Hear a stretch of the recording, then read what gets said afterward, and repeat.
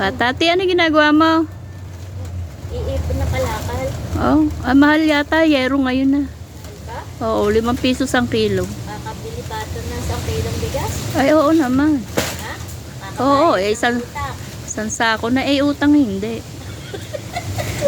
Kakabayad ng utang. Hindi makakaba. Oo, pambili la, bigas. At saka asin. Oo. Bigas at asin, pwede na. Sayang yan ba? Oo, ito Okay.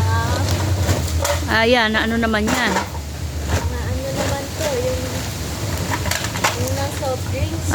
Ayan, mahal yan. Ito, Oo, 35 kilo niyan. Oo, mga... ibukod natin. Oo, bukod yan. Okay. Kung isama sa mga bakal.